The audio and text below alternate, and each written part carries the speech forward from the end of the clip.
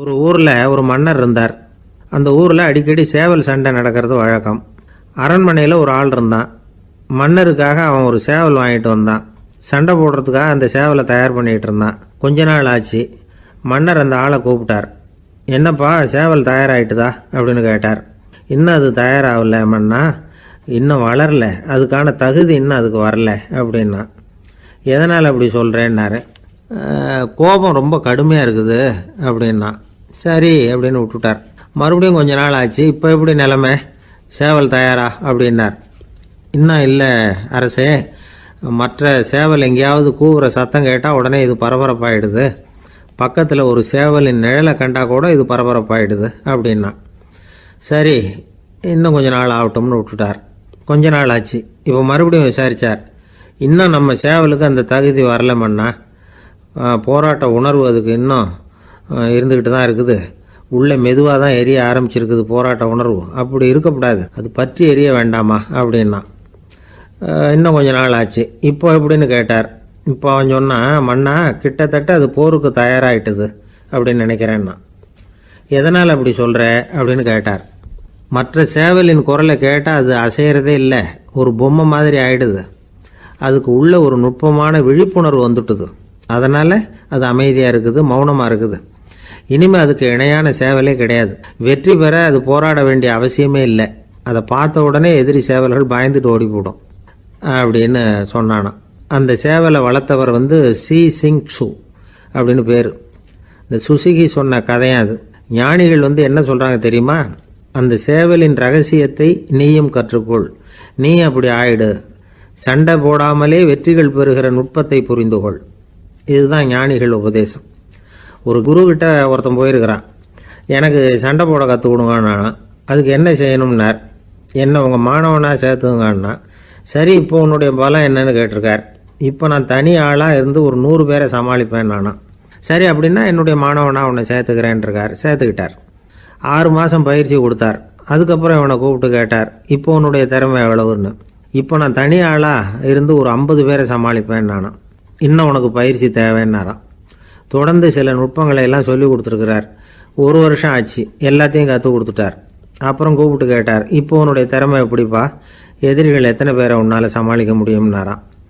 அவன் சொன்னான், ஐயா எதிரிகளின் பலம் என்னங்கிறத புரிஞ்சிக்காம அதை நான் சொல்ல முடியாதுன்னு நானும். இனிமேல் உனக்கு பயிற்சி தேவையில்லை, போயிட்டு வான்னு அனுப்பி வச்சுட்டாரான். ஒரு உண்மையை நாம் புரிஞ்சுக்கணும். அதாவது அடிக்கிறதுக்கு நமக்கு துணிச்சல் தேவையில்லை, அடிக்காமல் இருக்கிறதுக்கு தான் துணிச்சல் தேவை. அடித்தா திருப்பி அடிக்கிறவன் மன உறுதி உள்ளவன் இல்லை, அடித்தா திருப்பி அடிக்காமல் இருக்கிறான் பாருங்க, அவன் தான் மன உறுதி உள்ளவன். ஒருத்தன் தலை தெறிக்க வேகமாக ஓடிக்கிட்டு இருந்தானா, எங்கடா ஓடுற அப்படின்னா, எதுக்க வந்தவன். ஒரு சண்டையை நிறுத்தத்தான் இப்படி ஓடுறேன் அப்படின்ட்டுருக்கான்.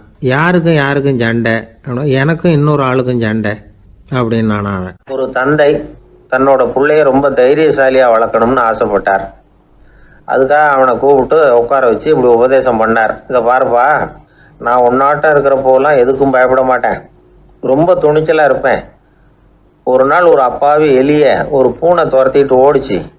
நான் உடனே என்ன செஞ்சேன் தெரியுமா? அந்த பூனையை பிடிச்சேன், அது வாலில் ஒரு பட்டாசு சரத்தை கட்டினேன், கொளுத்தி விட்டேன், படபடன்னு வெடிக்க ஆரம்பிச்சுட்டுது. அது துள்ளிக்கிட்டு அங்கேயும் இங்கேயும் ஓடி இருக்கு பாரு ஓட்டம், ரொம்ப தமாஷு அப்படின்னார் அப்பா.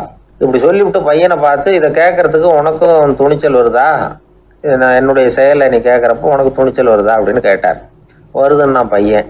எப்படின்னா அப்படிங்கிற விவரத்தையும் சொன்னான் அவன். அதாவது எலியை விரட்டினத்துக்காக பூனை வாலில் பட்டாசு கொளுத்துனீங்க நீங்கள், பூனையை விரட்டினத்துக்காக உங்கள் கழுத்தில் பட்டாசு சரத்தை மாட்டினா என்னென்னு தோணுது எனக்கு அப்படின்னு நான் பையன். பையனோட துணிச்சல் அப்பாவே நடுங்க வச்சுட்டுது. அது சரி, ஒரு அப்பா பிள்ளைக்கு இப்படியா உபதேசம் பண்ணுறது? எல்லாருக்கிட்டையும் அன்பாக பழகிறது எப்படி அப்படின்னு சொல்லி கொடுக்கணும். பிஞ்சு உள்ளங்களில் நஞ்சை தூவலாமா? ஒரு நாள் விநாயகர் ஒரு பூனையோடு விளையாடிக்கிட்டு இருந்தாராம். அப்படி ஆசையாக விளையாடிக்கிட்டு இருந்தப்போ அவரோட கை நகம் தவறுதெல்லாம் பூனையோட முகத்தில் பட்டுட்டு தான். அது ஒரு சின்ன கீரெல்லாம் உண்டாகி விட்டுது. அப்பா அவர் அதை ஒரு பெருசாக நினைக்கல. கொஞ்ச நேரத்துக்கு அப்புறம் விநாயகர் வீட்டுக்கு வந்தார். அவங்க அம்மா பார்வதி தேவியை பார்த்தார். பார்வதி தேவி கன்னத்தில் விரலால் கீறினது மாதிரி ஒரு அடையாளம் இருந்தது. விநாயகருக்கு அதிர்ச்சி, ஆச்சரியம். நம்ம அம்மா இந்த உலகத்துக்கே தாயார், அப்பேற்பட்ட அவங்க முகத்திலேயே கீறலை உண்டாக்கக்கூடியவங்க யாராக இருக்க முடியும் அப்படின்னு யோசனை பண்ணார். தாயே, உன்னுடைய கன்னத்தில் இந்த வடு எப்படிம்மா ஏற்பட்டதுன்னு கேட்டார். குழந்தாய், இது நீ செஞ்ச காரியம்தான்ப்பா. உன்னுடைய கை நகம் கீறினதுனால ஏற்பட்ட வடு தான் இது அப்படின்னாங்க அவங்க. விநாயகர் திடுக்கிட்டு போட்டார். எப்படிம்மா அது? நான் எந்த காலத்துலேயும் ஒன்று அப்படி கீறினதாக எனக்கு நினைவு இல்லையே அப்படின்னார். இன்னைக்கு காலையில் ஒரு பூனையை கீறினதை நீ மறந்துட்டியா அப்படின்னாங்க அந்த அம்மா. விநாயகர் திகைச்சு போய் நின்னார். பார்வதி தேவி சொன்னாங்க, இதை பாருப்பா, இந்த உலகத்தில் இருக்கக்கூடிய எல்லா உயிர்கள்லேயும் நான் இருக்கிறேன். நான் தான் இந்த உலகமாக ஆகியிருக்கிறேன். ஆகையினால நீ யாரை துன்புறுத்தினாலும் அது உண்மையிலேயே என்ன துன்புறுத்தினதாக தான் வந்து முடியும் அப்படின்னாங்க. விநாயகர் மனசுக்குள்ளே ஒரு வெளிச்சம் ஏற்பட்டு தான். அதுக்கப்புறம் அவர் யாரையுமே கல்யாணம் பண்ணிக்காததுக்கு அதுதான் காரணமாக. இந்த உலகத்தில் எல்லாரையும், இங்கே இருக்கிற எல்லாத்தையும் தாயின் வடிவமாக அவர் பார்க்க ஆரம்பிச்சிட்டாராம்.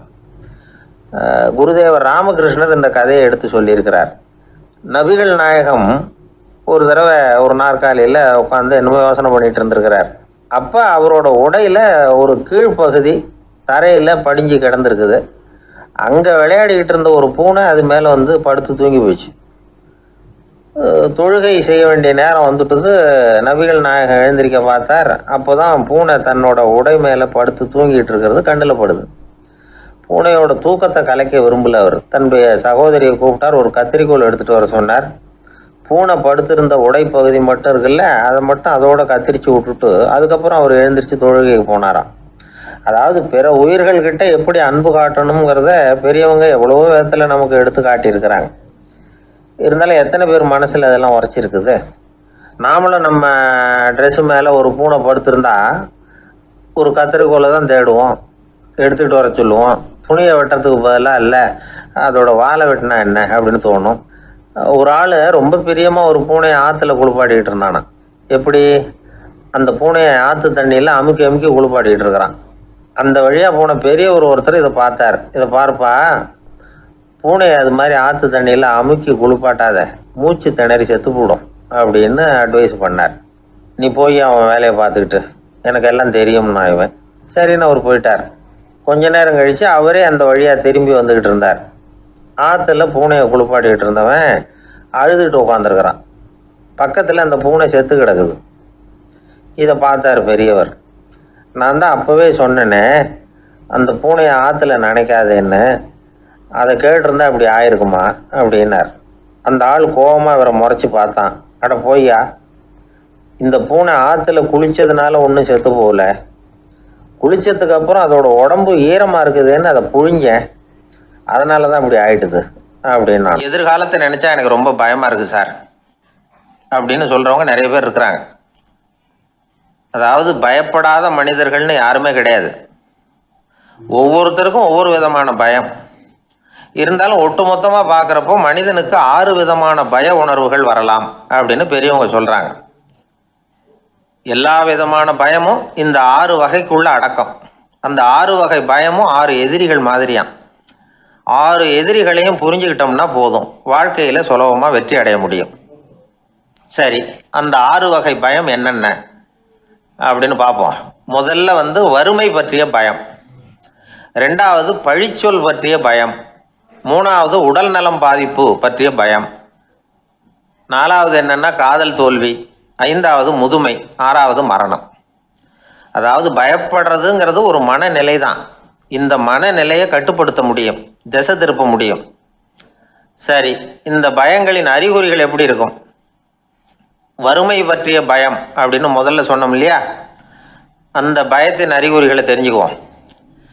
எதுலேயும் அக்கறை இல்லாமல் இருக்கிறது, ஒரு குறிக்கோள் இல்லாமல் இருக்கிறது, வறுமையை சகிச்சுக்கிறது, வாழ்க்கையில் கிடைக்கிறது எதுவாக இருந்தாலும் ஆட்சேபனை இல்லாமல் ஏற்றுக்கிறது, மனசாலும் உடம்பாலும் சோர்ந்து போயிருக்கிறது, ஆர்வம், முனைப்பு, கற்பனை திறன் எதுவுமே இல்லாமல் இருக்கிறது. இதெல்லாம் தான் அந்த வறுமை பற்றிய பயத்தின் அறிகுறிகள். அந்த அடுத்தது ஒன்று பார்த்தோமே, பழிச்சொல் பற்றிய பயம். அதாவது அடுத்தவங்க நம்மளை குறை சொல்லி விடுவாங்களோ அப்படிங்கிற பயம். இதுக்கு அறிகுறி என்ன தெரியுமா? புதியவர்களை சந்திக்கிறதுக்கு பயப்படுறது, முடிவு எடுக்க முடியாமல் குழம்புறது, பிரச்சனைகளை தவிர்க்க விரும்புறது, தாழ்வு மனப்பான்மை, வரவுக்கு மீறி செலவு செஞ்சு இமேஜை உயர்த்திக்கிறது, குறிக்கோள் இல்லாத வாழ்க்கை, இதெல்லாம் தான் அதுக்கு அறிகுறிகள். 3வது பயம் உடல் நலம் பாதிப்பு பற்றிய பயம், அதாவது நோய் பற்றிய பயம். ஒரு உண்மை என்ன தெரியுமா? டாக்டரை சந்திக்கிற மனிதர்களில் 75% பேர் தங்களுக்கு நோய் வந்துட்டுதுங்கிற கற்பனையில் இருக்கிறவங்களாம். நிஜமாவே நோய் கிடையாது அவங்களுக்கு. இந்த பயத்தின் அறிகுறிகள் என்னென்னா, வியாதிக்கான அறிகுறிகள் தன்னிடம் இருக்கிறதாக நினச்சிக்கிறது, எந்த நேரமும் வியாதியை பற்றியே பேசி பேசி மனசை அங்கேயே வச்சிருக்கிறது, நோய் சம்பந்தமான செய்திகளை படித்து நமக்கு இப்படி ஆயிடுமோ அப்படின்னு வேதனைப்படுறது, இதெல்லாம் தான் அதுக்கு அறிகுறிகள். 4வது பயம் காதல் தோல்வி. இது ரொம்ப வேதனை, உடம்பையும் மனசையும் சீரழிச்சு விடும். ஆண்களை விட பெண்கள் தான் இந்த பய உணர்வில் அதிகமாக பாதிக்கப்படுறாங்க. 5வது முதுமை பற்றிய பயம். 6வது மரண பயம், வயசான காலத்தில் எப்படி சமாளிக்கிறது அப்படிங்கிற பயம். ஆக இதையெல்லாம் நாம் புரிஞ்சிக்க வேண்டியது ரொம்ப அவசியம். இந்த 6 வகை பயங்களை சரியாக புரிஞ்சுக்கிட்டு நாம் நடந்துக்கணும். வாழ்க்கையின் முன்னேற்றத்துக்கு இந்த பயங்கள் முட்டுக்கட்டே ஆகிடக்கூடாது. உழைச்சி பணம் சேர்க்கணும், உற்சாகமாக மனசை வச்சுக்கணும். மனசை கட்டுப்படுத்துகிற மார்க்கம் தெரிஞ்சுக்கிட்டா போதும், எல்லாம் சரியாக வந்துடும். நம்ம ஆள் ஒருத்தன் சொன்னான், சார் எனக்கு வறுமை பற்றிய பயம்தான் இருந்தது, ஒரே ராத்திரியில் 30,000 ரூபா தயார் பண்ணிவிட்டேன், இப்போ எனக்கு இன்னொரு பயம் வந்துட்டுதுன்னா. என்ன பயம்னு கேட்டாங்க. போலீஸு கண்டுபிடிச்சிருமோங்கிற பயம்னா. இது இந்த பயத்தில் அடங்காது.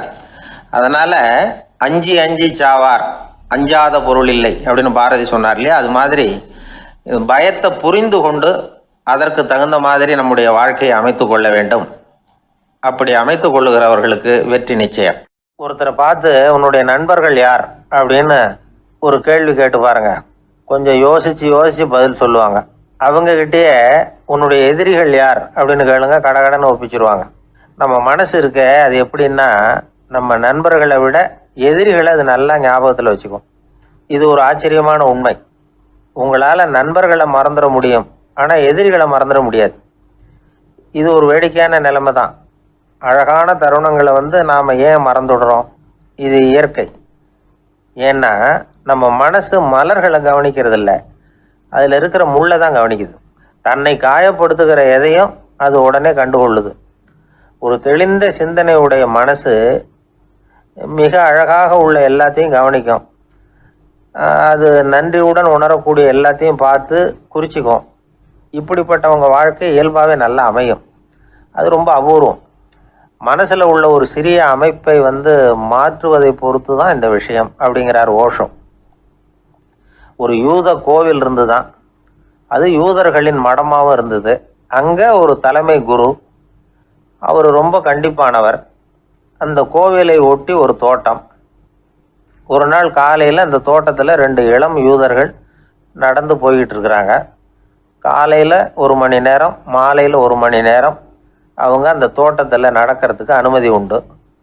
மற்ற நேரங்களில் அவங்க மத புத்தகங்களை படிக்கணும், பிற விதிமுறைகளை கடைபிடிக்கணும். அந்த 2 பேருமே தொடர்ந்து புகைப்பிடிக்கிற பழக்கம் உள்ளவங்க. ஆனால் கோவில் மடத்தில் இருக்கிறப்போ அவங்க புகைப்பிடிக்க முடியாது, அது கடுமையான குற்றம். சரி, நாம் தோட்டத்தில் இருக்கிறப்போவாவது புகைப்பிடிக்கலாமா அப்படின்னு ஒரு ஆசை அவங்க 2 பேருக்குமே. இருந்தாலும் பயம். இப்படி கேட்டால் மத குரு என்ன சொல்லுவாரோ அல்லது என்ன செய்வாரோங்கிற பயம். இப்படியே கொஞ்ச நாள் ஆச்சு. ஒரு நாள் அந்த 2 பேரில் ஒருத்தன் ரொம்ப கலங்கி போய் அந்த கோவிலிருந்து வெளியில் வந்துக்கிட்டு இருந்தான். வந்தவன் நேராக தோட்டத்து பக்கம் போனான். அங்கே இன்னொருத்தன் ஆனந்தமாக புகை பிடிச்சிக்கிட்டு இருக்கிறான். அதை பார்த்து தான் இவனுக்கு அதிர்ச்சி. அட கடவுளே, என்ன இது, நீ கேட்காமலே ஆரம்பிச்சிட்டியா அப்படின்னா. இல்லை நான் கேட்டுவிட்டு தான் ஆரம்பிச்சிருக்கேன்னா அவன். அப்படியா, என்ன மனுஷன் இவர், நானும் தான் கேட்டேன், என்னை கண்ணாமுன்னான்னு திட்டிவிட்டார். இது என்ன கோவிலா இல்லை நரகமா? உனக்கு புகை பிடிக்கணும்னு ஆசையாக இருந்தால் நரகத்துக்கு போகணும்னு சொல்லிவிட்டார். அது சரி, உன்னை மட்டும் எப்படி அனுமதிச்சார் அப்படின்னு கேட்டான் இவன். அவன் சிரிச்சுக்கிட்டே, நீ எப்படி கேட்ட சொல்லு அப்படின்னா. நாம் இந்த தோட்டத்துக்கு வர அனுமதிக்கப்பட்டிருக்கிறதே ஜபத்துக்காகத்தானே, அதனால் நான் ஜபம் சொல்லும் பொழுது புகை பிடிக்கலாமா அப்படின்னு கேட்டேன். அதுக்கு தான் அவர் சத்தம் போட்டு என்னை அடிக்கவே வந்துட்டார் அப்படின்னா இவன். நீ ஒரு மாதிரியாக கேட்டிருக்க, நான் வேறு மாதிரியாக கேட்டிருக்கிறேன். ஜெபம் சொல்லும்போது புகை பிடிக்கலாமான்னு நீ கேட்டிருக்க. ஐயா, புகை பிடிக்கும் பொழுது ஜபிக்கலாமா அப்படின்னு நான் கேட்டேன். அதில் தப்பு ஒன்றும் இல்லை அப்படின்னு பதில் சொல்லிட்டார். அப்படின்னா ஒரு சிறிய மாற்றம்தான் அது மிகப்பெரிய மாறுதலை ஏற்படுத்தி விட்டது. மனசு நல்ல விதமாக சிந்திக்க ஆரம்பிச்சுட்டுதுன்னா மகிழ்ச்சிக்கு பஞ்சம் இல்லை. ஒரு கஞ்சன் ஆற்றுல விழுந்துட்டான், வெள்ளத்தில் தத்தடிச்சுக்கிட்டு இருக்கிறான். கரையில் நின்ன ஒருத்தர் உன் கையை கொண்டா இப்படி பிடிச்சி இழுத்து கரையில் சேர்த்து விடுறேன்னார். எதையும் கொடுத்து பழக்கம் இல்லாத அவன் கையையும் கொடுக்க மாட்டேன்னுட்டான்.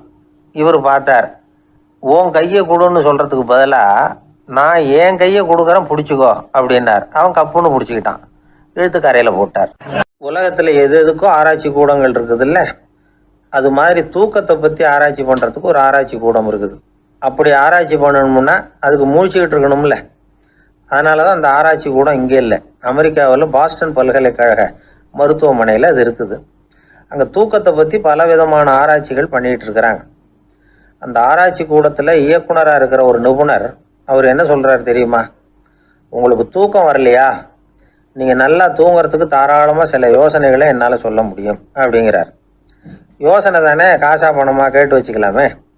உணவு, மனநிலை, தூங்கும் இடத்தோட சூழ்நிலை, படுக்கைக்கு செல்கிறப்போ உள்ள பழக்க வழக்கங்கள், இது காரணமாக ஒருத்தருக்கு தூக்கம் வராமல் போகலாம். தூக்கம் வராததுக்கு இதுதான் காரணம்னா அதையெல்லாம் சுலபமாக கட்டுப்படுத்தலாங்கிறார் அவர். தூக்கத்தை வரவழைக்கக்கூடிய ஒரு நல்ல மருந்து உடற்பயிற்சி. ஆனால் ஒன்று, படுக்க போகிற நேரத்தில் இது மாதிரி உடற்பயிற்சிகள் எல்லாம் செய்யக்கூடாது. கொஞ்சம் முன்னாடி பகல்லையே இந்த பயிற்சிகளை செய்கிறது நல்லது. தூக்கம் வராமல் அவதிப்படுறவங்க பிற்பகல் நேரங்களில் காஃபி, டீ இது மாதிரி பானங்களை சாப்பிடக்கூடாது. மது அருந்துறது கூட தூக்கத்தை பாதிக்கும். வெது வெதுப்பான நீரில் குளிக்கிறது, தியானத்தில் ஈடுபடுறது, ஓய்வாக இருக்கிறது, படுக்கிறது, அதாவது படுக்கிறதுக்கு முன்னாடி ஒரு குவளை பால் சாப்பிட்றது, இதெல்லாம் தூக்கத்தை வரவழைக்கிறது ரொம்ப உதவியாக இருக்கும். இன்னொரு விஷயம் என்னென்னா, தூங்கி ஆகணுமேங்கிற கவலை வேண்டியதில்லை. அப்படி நினச்சி கவலைப்படுறதை விட்டுடணும். தூக்கம் வரலையா, உடனே படுக்கையை விட்டு எழுந்திரிக்க வேண்டியது. வெளியில் வாங்க, வேறு ஏதாவது வேலையில் ஈடுபடுங்க, கொஞ்சம் நேரம் உலாவுங்க, அல்லது ஏதாவது ஒரு புஸ்தகத்தை எடுத்து படிங்க. களைப்பு ஏற்பட்டால் மறுபடியும் படுக்கைக்கு போங்க, தூக்கம் தானே வந்துடும். ஒரு விஷயத்தை மட்டும் நல்லா ஞாபகத்தில் வச்சுக்கணும். படுக்கைக்கு போகிறப்போ உங்கள் மற்ற எல்லா பிரச்சனைகளையும் மறந்துடணும். அது எப்படி சார் முடியும், அந்த நேரம் தானே எல்லா பிரச்சனையும் வரிசையாக ஞாபகத்துக்கு வருது அப்படின்னு நாம் நினைக்கலாம். ஆனால் பழக்கத்தில் அதை நாம் மாற்றிக்க முடியும். கொஞ்சம் முயற்சி பண்ணணும், அவ்வளோதான். இது எல்லாமே ஆராய்ச்சி பண்ணி பார்த்துட்டு அந்த நிபுணர் சொல்கிற கருத்து தான். இன்னொரு விஷயமும் அவர் சொல்கிறார். அது என்னென்னா, உடல் கோளாறு காரணமாக தூக்கம் வராமல் அவதிப்படுறவங்களுக்கெல்லாம் இந்த யோசனைகள் சரியாக வராது அப்படிங்கிறார். அதுக்கெல்லாம் மருத்துவ சிகிச்சை கொடுத்து தான் சரி பண்ணணும். சில பேருக்கு நடு ராத்திரியில் மூச்சு திணறல் ஏற்பட்டு தூக்கம் வராமல் போயிடும். ஊரெல்லாம் தூங்குறப்ப தான் மட்டும் தூங்காமல் மூழ்கிட்டு இருக்கிறது, ஊரெல்லாம் மூழ்கிட்டு இருக்கிறப்போ தான் மட்டும் தூங்குறது, இது மாதிரி கோளாறுகளால் சில பேர் பாதிக்கப்படலாம். காலு தசை முறுக்கிக்கிறதுனால சில பேருக்கு அடிக்கடி விழிப்பு வரலாம். மன அழற்சி காரணமாக சில பேருக்கு தூக்கம் வராது. இது மாதிரி கோளாறுகளுக்கெல்லாம் அதுக்கு தகுந்த மாதிரி சிகிச்சை கொடுத்து தான் சரி பண்ண வேண்டியிருக்கும். எந்த கோளாறும் இல்லாமல் தூக்கம் வரலைன்னா ஆரம்பத்தில் சொன்ன முறைகளை கடைபிடிச்சு பார்க்கலாம். தூக்கம் வந்ததுன்னா யோசனை சொன்ன அந்த நிபுணருக்கு நன்றி சொல்லலாம். ஒருத்தர், ஏன் சார் பஸ்ஸில் தூங்குறது கெட்ட பழக்கமானு கேட்டார். இல்லையே, நான் கூட பஸ்ஸில் போகிறப்ப தூங்கிட்டு தானே போவேன் அப்படின்னார் இன்னொருத்தர். அப்புறம் ஏன் என்ன டிரைவர் வேலை வேணாம்னு வீட்டுக்கு அனுப்பி வச்சுட்டாங்க அப்படின்னாராம் அவர். இந்த உலகத்தில் எத்தனை வகையான மனிதர்கள் இருக்கிறாங்க, ஒவ்வொரு மனிதனுமே ஒவ்வொரு வகை அப்படிங்கிறாங்க விஞ்ஞானிகள். மனிதர்களை 3 வகையாக பிரிக்கலாம் அப்படின்னு சொல்கிறாங்க மெய்ஞானிகள். இவங்களை பற்றிலாம் ஏற்கனவே நாம் பேசியிருக்கிறோம். இப்போ டாக்டர் எட்வர்டு பேட்ச் அப்படிங்கிற நிபுணர் என்ன சொல்கிறார் தெரியுமா? மனிதர்களை 7 வகையாக பிரிக்கலாம்ங்கிறார். மனிதர்களின் மனநிலை அடிப்படையில் அவங்கள 7 விதமாக வகைப்படுத்துகிறார் அவர். சரி, அது என்ன 7 வகை? முதல் வகை என்னன்னா, பயந்த குணம் உள்ளவங்க. சார் ரொம்ப பயந்த சுபாவம், வீட்டில் கூட வாயே திறக்க மாட்டார், சாப்பிட போகிறப்ப மட்டும்தான் கொஞ்சம் வாயை திறப்பார், அப்புறம் மூடிக்குவார் அப்படின்னு சில பேரை பற்றி நாம் பேசிக்கிறது உண்டு. இவங்கள்லாம் இந்த வகை, அதாவது பயந்த குணம் உள்ளவர்கள் அப்படிங்கிற முதல் வகை. சரி, 2வது வகை என்னன்னா, சஞ்சலப்படுகிறவர்கள், எதுக்கு எடுத்தாலும் கலக்கம், குழப்பம், இப்படியே காலம் தள்ளிட்டு இருப்பாங்க. பல பேர் பார்த்துருப்பீங்க. அவங்கெல்லாம் இந்த வகை. 3வது வகை என்னன்னா, யதார்த்த உலகை மறந்து கற்பனை உலகத்திலேயே மிதக்கிறவங்க. இளைஞர்கள், கவிஞர்கள், இப்படி பல பேர் இருக்கிறாங்க. எப்போ பார்த்தாலும் கற்பனை உலகத்திலேயே மிதந்துக்கிட்டு இருப்பாங்க. கிட்டத்தில் போய் என்னங்க ஒரு மாதிரியாக இருக்கிறீங்க அப்படின்னு கேட்டு பாருங்கள். அவங்களெல்லாம் ஏதோ ஒரு அற்ப புழுவை பார்க்குறது மாதிரி அவங்கள பார்ப்பாங்க. அதுவும் அந்த வானத்து நிலாவை பாருங்கள், அது என்னை வா வான்னு கூப்பிடுது, எனக்கு சீக்கிரத்தில் ஒரு நாள் சிறகுகள் முளைக்கும், சிறகடித்து வானத்தில் பறந்து போவேன், அந்த செல்ல நிலாவை கொஞ்சிவிட்டு வருவேன், இப்படிலாம் பேசிகிட்டு இருப்பாங்க. கொஞ்சிறது அப்புறம் இருக்கட்டும், இப்போ கஞ்சிக்கு வழியே பாருப்பா அப்படின்னா அதை காதில் வாங்க மாட்டாங்க. நாம் ஏதோ இந்த உலகத்தை அனுபவிக்க தெரியாதவர்கள் மாதிரி நம்மளை அவங்க கவனிப்பாங்க. இப்படி ஒரு ரகம். 4வது வகை மனிதர்கள் எப்படின்னா, இவங்க தனிமை உணர்வு மிக்கவர்கள். இவங்க மற்றவங்களோட இயல்பாக நெருங்கி பழகிறதில்ல. தான் உண்டு தன்னுடைய வேலை உண்டுன்னு இருந்துட்டு போகிறவங்க. அடுத்த வீட்டில் இருக்கிறவர் யார் அப்படின்னு கேட்டால் கூட அடுத்த வீடுன்னு ஒன்று இருக்கா அப்படிங்கிறது மாதிரி நம்ம முகத்தை பார்ப்பாங்க. அவங்ககிட்ட மேற்கொண்டு நாம் என்னத்தை பேச முடியும்? இப்படி ஒரு வகை. 5வது வகை மனிதர்கள் எப்படின்னா, இவங்க மற்றவங்க செல்வாக்குக்கு உட்பட மறுப்பவர்கள். அடுத்தவங்களோட செல்வாக்குக்கு இவங்க ஆட்படுறதில்ல. நான் யார் தெரியுமான்னு கேட்டால் அதை தெரிஞ்சுட்டு எனக்கு என்ன ஆக போகுதும்பாங்க. இவங்கெல்லாம் அந்த ரகம். 6வது வகை மனிதர்கள் எப்பவும் எதுலேயும் பற்று இல்லாமல் இருக்கிறவங்க. இது ஒரு துறவு மனப்பான்மை. இயல்பாகவே சில பேர் இப்படி உண்டு, அவங்களுக்கு எதுலேயும் ஒரு ஈடுபாடு இருக்காது. அப்படிப்பட்டவங்கெல்லாம் 6வது வகை. 7வது வகை மனிதர்கள் மற்றவங்க கவலையை தன்னுடையதாக ஆக்கிக்கிட்டு கவலைப்படுறவங்க. இவங்கெல்லாம் மகாத்மாக்கள். தாம் வேறு அடுத்தவங்க வேறு அப்படிங்கிற எண்ணம் இவங்களுக்கு வர்றதில்லை. அதனால் அடுத்தவங்களுக்கு ஒரு துன்பம் வந்ததுன்னா இவங்களால சும்மா இருக்க முடியறதில்ல. ஆகக்கூடி இப்படி 7 விதமான மனிதர்களை அடையாளம் காட்டுறார் அந்த நிபுணர். இதில் நாம் எந்த வகையில் வர்றோம் அப்படிங்கிறத நாம் தான் அடையாளம் கண்டுபிடிக்கணும். எனக்கு தெரிஞ்ச ஒரு மனிதர் உண்டு. அவர் ஒரு வித்தியாசமான வகை. எதையும் நடைமுறை சாத்தியமாக சிந்திக்கிறவர். எப்பவும் அடுத்தவங்களும் நல்லா இருக்கணும், நாமும் நல்லா இருக்கணும் அப்படின்னு ஆசைப்படுறவர். அவருக்கு ஒரு சமயம் திடீர்னு உடம்பு சுகம் இல்லாமல் போயிட்டுது. டாக்டர்கிட்ட போனார், பணம் கொடுத்தார், வைத்தியம் பார்த்துக்கிட்டார். அவர் எழுதி கொடுத்த மருந்து சீட்டை வாங்கினார். ஒரு மருந்து கடைக்கு போனார், பணம் கொடுத்தார், மருந்து வாங்கினார். அதை எடுத்துகிட்டு வீட்டுக்கு வந்தார். அதுக்கப்புறம் அந்த மருந்து அவர் சாப்பிட்ணும்ல, சாப்பிடவே இல்லை, அப்படியே சும்மா வச்சுட்டார். அவரை பார்த்து கேட்டேன், ஏன் சார் இப்படி பண்ணுறீங்க? வீண் செலவு தானே இது, நீங்கள் ஏன் டாக்டர்கிட்ட போய் பணம் செலவு பண்ணினீங்கன்னு கேட்டேன். அவர் சொன்னார், டாக்டர் வாழணும் இல்லையா, அதனால தான் அப்படின்னார்.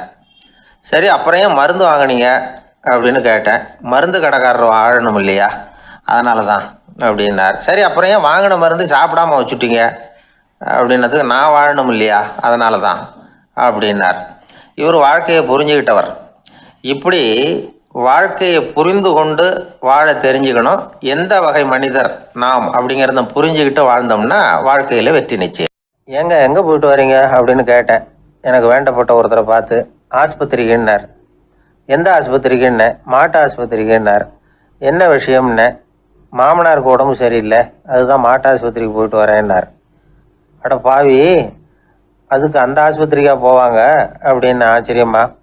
அட அது இல்லைப்பா, முதல்ல எங்கள் குடும்ப டாக்டர் தான் தேடிக்கிட்டு போனேன். அவர் அந்த நேரத்தில் அவர் வளர்க்குற நாய்க்குட்டிக்கு உடம்பு சரியில்லைன்னு சொல்லி அதை தூக்கிக்கிட்டு மாட்டு ஆஸ்பத்திரிக்கு போயிட்டாராம் சொன்னாங்க. அதனால் அங்கே போய் அவரை சந்தித்து விஷயத்தை சொல்லிவிட்டு வர்றேன்னார். அப்புறம் தான் எனக்கு கொஞ்சம் நிம்மதியாக இருந்தது. பொதுவாக நமக்கு தெரிஞ்ச வரையில் டாக்டர்கள் 2 வகை. நமக்கு வைத்தியம் பண்ணுற டாக்டர்கள் ஒரு வகை, நம்மக்கிட்ட இருக்கிற ஆடு மாடு கோழிக்கு வைத்தியம் பண்ணுற டாக்டர்கள் ஒரு வகை. இப்போ தான் எனக்கு தெரியும் இன்னொரு வகையான டாக்டர்களும் உண்டுங்கிறது. அது யாருன்னா, பூச்சிகளுக்கு வைத்தியம் பண்ணுற டாக்டர்கள், அதாவது பூச்சி டாக்டர்கள். வெளிநாடுகளில் அப்படிலாம் கூட சில பேர் இருக்கிறாங்க. பிரிட்டனில் யார்க்ஷயர் வட்டாரத்தில் ராதர்ஹாம் அப்படின்னு ஒரு ஊர். அங்கே ஒரு விலங்கியல் மருத்துவர், பேர் டாக்டர் லான்ஸ் ஜெப்சன். அவர் ஆஸ்பத்திரி வாசலில் பார்த்தீங்கன்னா தினமும் நிறைய பேர் நின்றுக்கிட்டு இருப்பாங்க. கையில் கண்ணாடி குடுவை, தகர டப்பா இப்படி ஏதாவது இருக்கும். அதுக்குள்ளே ஏதாவது பூச்சிகள் இருக்கும். அதுக்கு வைத்தியம் பண்ணுறதுக்காக வந்தவங்க தான் அவங்க எல்லாம். சிலந்தி பூச்சி, பல்லி, தேளு, பாம்பு இப்படி ஏதாவது இருக்கும். பொழுதுபோக்காக சில பேர் நாய், பூனை, கிளி, மைனா, புறா இப்படி ஏதாவது வளர்க்குறாங்கல்ல, அது மாதிரி இப்போல்லாம் தேளு, பல்லி, பாம்பு, பூச்சி இதையெல்லாம் வளர்க்க ஆரம்பிச்சிட்டாங்களாம். இது ஒரு புது ஃபேஷன். இப்போ கூண்டுக்குள்ளே டப்பாக்குள்ளே போட்டு வளர்க்குறது, அதுக்கு ஏதாவது நோய் வந்துட்டுதுன்னா வைத்தியம் பண்ணுறதுக்கு டாக்டர்கிட்ட வந்துட வேண்டியது, இப்படி இந்த பழக்கம்லாம் நிறையா வந்துட்டுது. ரத்தம் உறிஞ்சிற அட்டைகள் கூட இவங்ககிட்ட வைத்தியத்துக்கு வருதான். சிலந்திகளில் செங்கால் சிலந்தின்னு ஒரு வகை. மத்திய அமெரிக்க காடுகளில் இது அதிகம். சிலந்திகள்லேயே ரொம்ப விலை உசந்தது இந்த ரகம்தான். கால்களில் சிவப்பு கோடுகள் இருக்கும். இந்த இனம் இப்போ குறைஞ்சிக்கிட்டே வர்றதுனால சர்வதேச விதிகளின்படி இவற்றின் ஏற்றுமதி இறக்குமதிக்கு தடை விதிக்கப்பட்டிருக்குது. அதனால் இதை வளர்க்குறவங்க வீட்டுக்குள்ளேயே இனவிருத்தி மூலமாக பெருக்கி விற்பனை பண்ணிட்டு வராங்களாம். அந்த வகை சிலந்திகள் தான் இப்போ வைத்தியத்துக்கு அதிகமாக வருதான். சரி, இதுக்கெல்லாம் எப்படி வைத்தியம் பண்ணுறாங்க? முதல்ல அதை குளிர்பதன பெட்டியின் வழுவழுப்பான சுவரில் விட்ட உடனே அதெல்லாம் மெதுவாக இறங்கி வரும். அப்போ அதன் நோயை கண்டுபிடிக்கிறது சுலபம். அப்புறம் அதுக்கு கிருமிகளை கொல்லக்கூடிய மருந்துகளையோ வலி நிவாரண மருந்துகளையோ கொடுப்பாங்க. கால் உடைஞ்ச சிலந்திகளுக்கு பசையை கொண்டு ஆப்ரேஷன் பண்ணுவாங்க. சில சிலந்திகளுக்கு உடைஞ்ச காலை எடுத்துட்டா புதிய கால் வளர்ந்துடும். சிலந்திகளை மனிதர்கள் கையில் எடுக்கிறப்போ அது பயந்து போய் கீழே குதிக்குது. அதனால் கால் உடஞ்சி விடுது, இல்லைன்னா வயிறு சேதமடையுது. அந்த நிலைமையில் வர்ற சிலந்திகளுக்கு மயக்க மருந்து கொடுத்து ஆப்ரேஷன்லாம் கூட பண்ணுறாங்களாம். பார்த்தீங்களா பூச்சிகளுக்கு வந்த வாழ்வே. நம்ம ஊர்லேயும் வீடுகளில் பூச்சிகள் வளர்க்குறது உண்டு.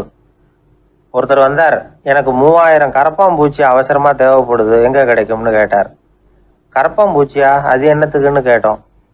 அது வேற ஒன்றும் இல்லை, நான் குடியிருக்கிற வாடகை வீட்டை காலி பண்ண போகிறேன். வீட்டு சொந்தக்காரர் என்ன சொல்கிறாருன்னா, இந்த வீட்டுக்கு நான் குடி வந்தப்போ எப்படி இருந்ததோ அதே நிலைமையில் விட்டுட்டு போகணும்னு வீட்டுக்காரர் சொல்லியிருக்கிறார், அதனால தான் கேட்டேன் அப்படின்னார். 1816 வருஷம் செப்டம்பர் மாதம் 11 பிரான்ஸ் தேசத்தில் உள்ள ஒரு மருத்துவமனை. அங்கே ஒரு இளம் டாக்டர் கொஞ்ச நாளைக்கு முன்னாடி தான் அந்த ஆஸ்பத்திரியில் புதுசாக வேலைக்கு சேர்ந்துருக்கிறார். அவர் பேர் ரெனே லெனக். அவர் அன்னைக்கு காலையில் அந்த மருத்துவமனையில் அப்படியே ரவுண்ட்ஸ் வந்துக்கிட்டு இருக்கிறார். வார்டில் ஒரு படுக்கையில் ஒரு இளம் பெண் படுத்திருக்கிறார். அந்த பொண்ணுக்கு இருதய நோயாக இருக்கலாம்ங்கிறது மற்ற டாக்டர்கள் சந்தேகம். அந்த காலத்துல எல்லாம் ஒருத்தருடைய இருதய துடிப்பை தெரிஞ்சுக்கணும்னா நோயாளியின் மார்பில் டாக்டர் காதை வச்சு பார்த்து தான் தெரிஞ்சுக்கிறது வழக்கம். ஆனால் இந்த பெண்ணும் இளம் பெண், அந்த டாக்டரும் புதுசாக சேர்ந்துருக்கிறவர். அதனால் பரிசோதனை பண்ண தயங்கினார். கொஞ்ச நேரம் யோசனை பண்ணார். திடீர்னு ஒரு ஞாபகம் வந்தது அவருக்கு. அதாவது அன்னைக்கு விடியற் காலையில் தோட்டத்தில் அப்படியே வாக்கிங் போயிட்டு இருந்தப்போ சின்ன பசங்கள்லாம் ஒரு மரக்கட்டையை வச்சு விளையாடிக்கிட்டு இருந்தாங்களாம். அதை அவர் பார்த்துருக்கிறார். அது என்ன விளையாட்டுனா, ஒரு நீளமான மரப்பலகை, அதில் ஒரு முனையில் ஒரு பையன் தன்னுடைய காதை வச்சுக்கிட்டு இருக்கிறான். மறுமுனையில் இன்னொரு பையன் அந்த மரப்பலகையை ஒரு ஆணியால் கீறிக்கிட்டு இருக்கிறான். ஒரு முனையில் ஆணியால் கீறும் பொழுது மறுமுனையில் காதை வச்சிருக்கிற பையனுக்கு அந்த சத்தம் துல்லியமாக கேட்குது. அந்த டாக்டருக்கு காலையில் பார்த்த இந்த விளையாட்டு ஞாபகத்துக்கு வந்துட்டுது. உடனே என்ன பண்ணார் தெரியுமா? ஒரு நீளமான காகிதத்தை எடுத்தார். அதை அப்படியே உருளை மாதிரி உருட்டினார். ஒரு முனையை அந்த நோயாளியின் மார்பில் இடது பக்கம் வச்சார். இன்னொரு முனையில் தன்னுடைய காதை வச்சார். என்ன ஆச்சரியம்! நோயாளியின் மார்பில் நேரடியாக காதை வச்சு கேட்குறத விட துல்லியமாக கேட்டுது இதய துடிப்பு.